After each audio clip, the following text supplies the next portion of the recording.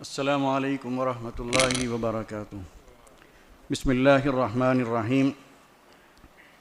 الحمد للہ رب العالمین والصلاة والسلام علی سید المرسلین محمد وآلہ وصحبہ اجمعین ومن تبعہم بإحسان ودعا بدعوتہم الی یوم الدین وبعد۔ محترم حضرات، معزز خواتین،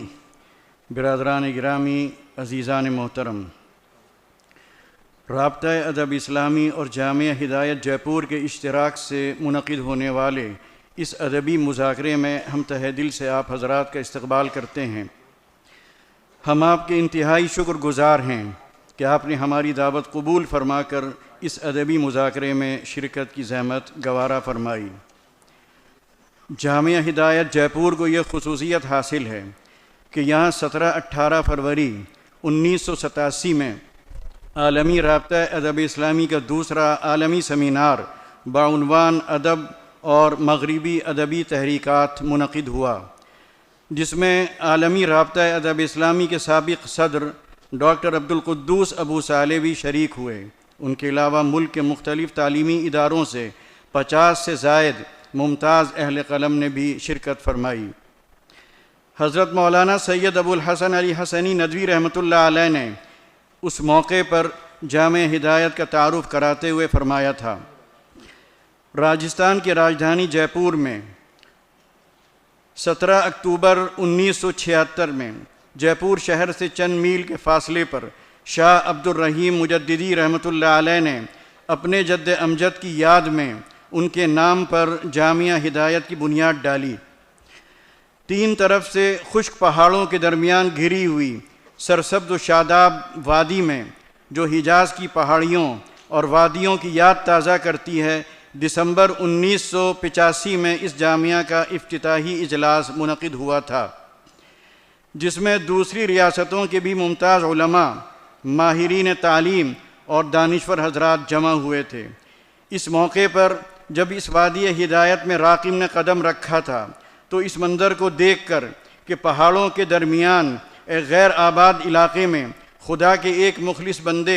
اور صاحب عظیمت انسان کی عالی نظری اور اولو العزمی کے طفیل جامعہ ہدایت کی شاندار عمارت کھڑی ہوئی تھی، بے اختیار مولانا اسلم جیراج پوری مرحوم کا یہ شعر زبان پر آ گیا: عزم راسخ ہے نشان قیس و شان کو حکن، عشق نے آباد کر ڈالے ہیں دشتوں کو حصار۔ اب یہ وادی علم و ہدایت بن گئی ہے اور جامعہ کی وسیع، شاندار، خوبصورت عمارتوں اور وہاں رہنے والے طلباء اور اساتذہ کی وجہ سے جنگل میں منگل کا سما نظر آتا ہے۔ اب جامعہ ہدایت میں یہ دوسرا اور عالمی رابطہ ادب اسلامی کا 40واں سیمینار شاہ محمد عبد الرحیم نقشبندی مجددی حیات و خدمات کے عنوان سے منعقد ہو رہا ہے۔ امید ہے کہ یہ سہ-روزہ سیمینار بھی اسی طرح کامیاب ہوگا جس طرح سابقہ سیمینار کامیاب ہوا تھا۔ حضرت مولانا علی میاں رحمۃ اللہ علیہ نے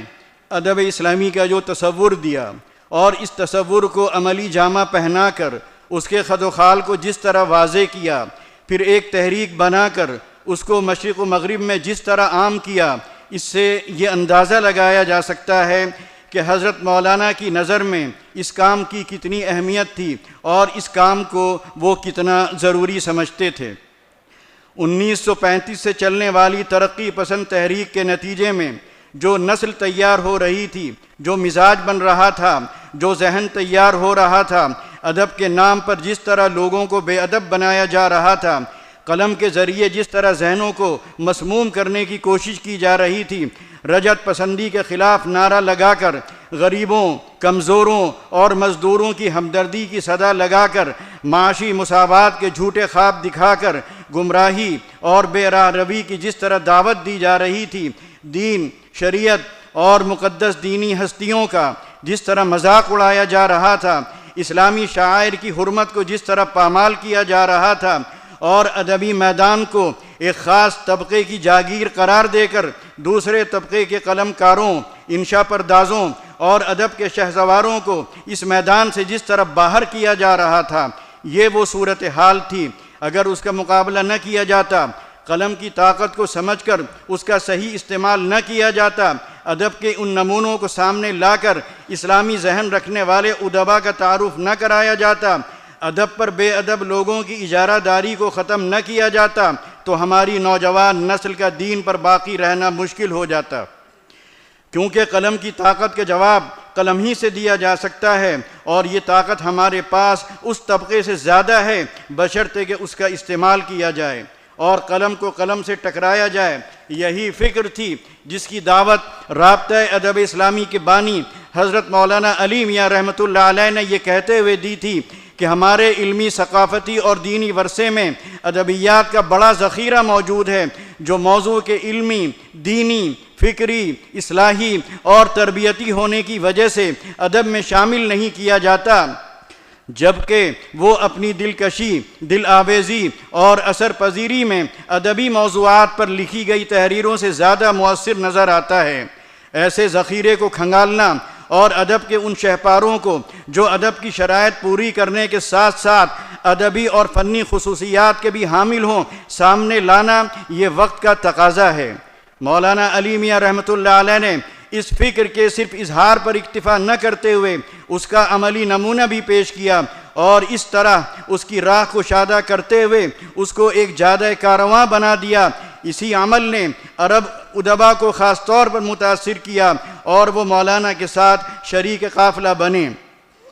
اس طرح رابطہ ادب اسلامی کا عمل وجود میں آیا۔ 1986 کے آغاز میں ندوۃ العلماء میں ادب اسلامی پر منعقد ہونے والے سیمینار سے رابطے نے اپنے سفر کی شروعات کی، اور الحمدللہ اس وقت سے وہ برابر سرگرم عمل ہے۔ ادب اسلامی کے نئے نئے پہلوؤں پر سیمینار منعقد ہوتے ہیں اور سہ ماہی آرگن میں وہ شائع بھی ہوتے ہیں۔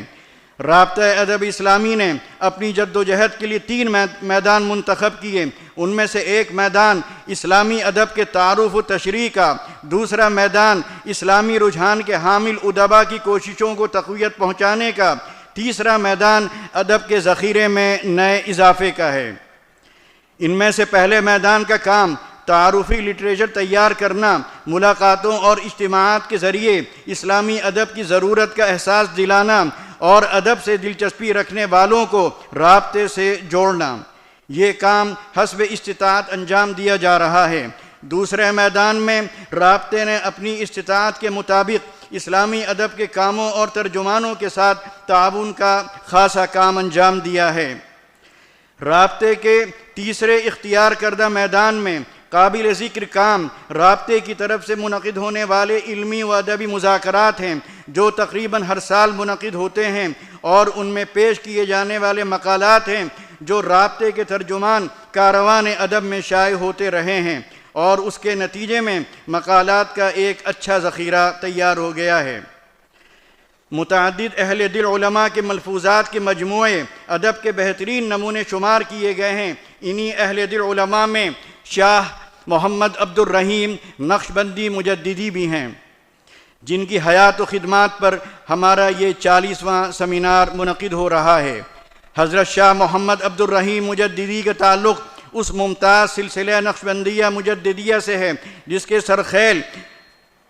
حضرت امام احمد بن عبد الاحد سرہندی مجدد الفسانی رحمۃ اللہ علیہ ہیں۔ اس سلسلے کی امتیازی شان شریعت اور سنت کی کامل اتباع ہے۔ اس سلسلے کے مشائخ ایسے اولیاء، صوفیاء اور اتقیاء رہے ہیں جو سنت کی پیروی، ذات رسول سے عشق و محبت، انسان کی کردار سازی اور اصلاح و دعوت کے میدان میں ممتاز رہے ہیں۔ مولانا مجددی کی طبیعت و مزاج میں شکر، امید، نیک فالی، عالی ظرفی، عزم، حوصلہ،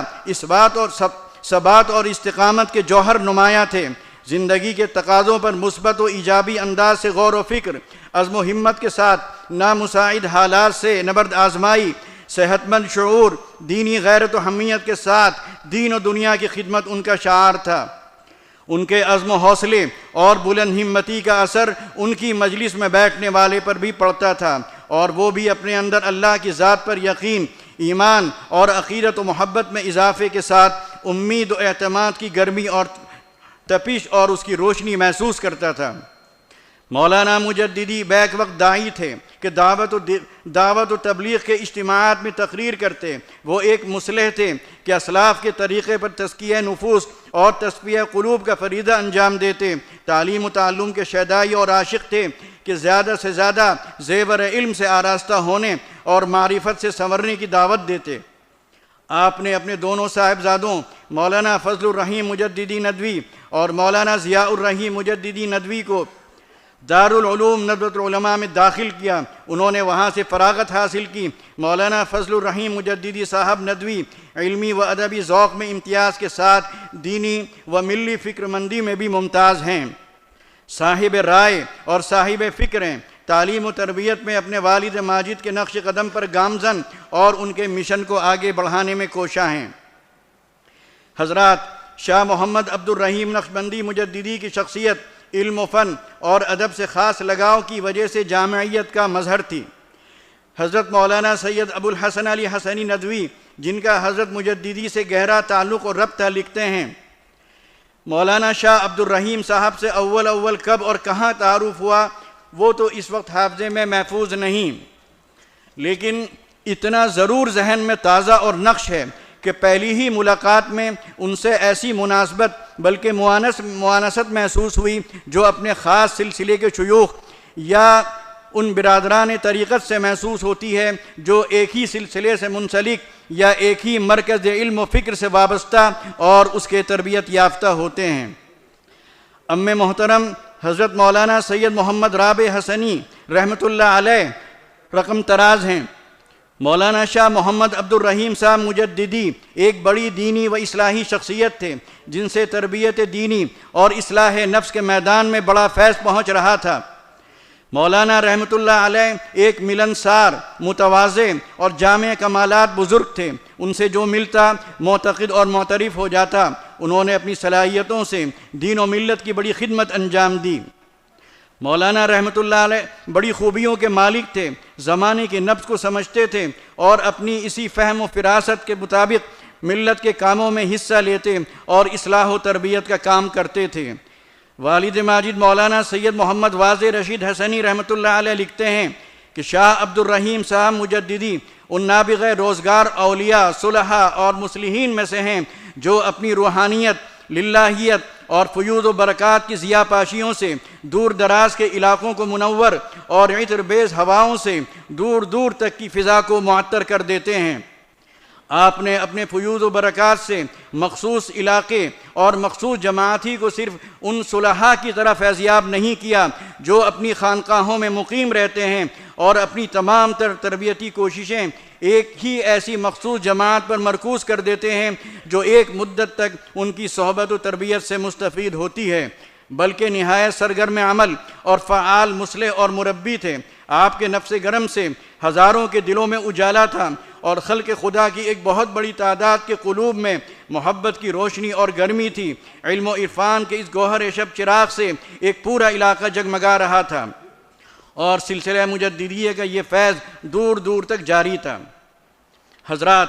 ہمارے اس سیروزہ سالانہ 40ویں سیمینار کا موضوع شاہ محمد عبد الرحیم نقشبندی مجددی رحمۃ اللہ علیہ کی زندگی، خدمات اور وہ ملفوظات اور مواعظ ہیں جو دل پر اس طرح اثر انداز ہوتے ہیں کہ اس کی دنیا ہی بدل دیتے ہیں۔ زبان کی شگفتگی، بیان کی دل آویزی، جذبات کی تپش، تخیل کی بلندی، لہجے کی مٹھاس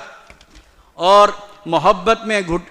گندھی ہوئی تعبیرات، مخاطب کی رعایت، موقع کا لحاظ، الفاظ کا حسن انتخاب اور پھر اخلاص کی تاثیر ان کے کلام کو اس بلندی پر پہنچا دیتی ہے جہاں ادب کی وردی میں ملبوس اور اس وردی پر ادب کے میڈل سجائے نامی گرامی ادبا بھی نہیں پہنچ سکتے ہیں۔ رابطہ ادب اسلامی کا مقصد انہی جیسی شخصیات کو سامنے لانا اور ان کے کلام سے لوگوں کو متعارف کرانا ہے۔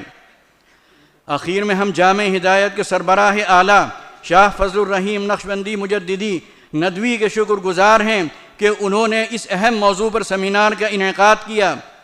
ہمیں امید ہے کہ اس سیروزہ سیمینار میں حضرت مولانا کی حیات و خدمات کے مختلف پہلوؤں پر روشنی ڈالی جائے گی اور یہ سیمینار علمی، ادبی اور تربیتی لحاظ سے انتہائی مفید ثابت ہوگا۔ دعا کرتے ہیں کہ اس سیمینار سے علمی اور ادبی فائدہ پہنچے۔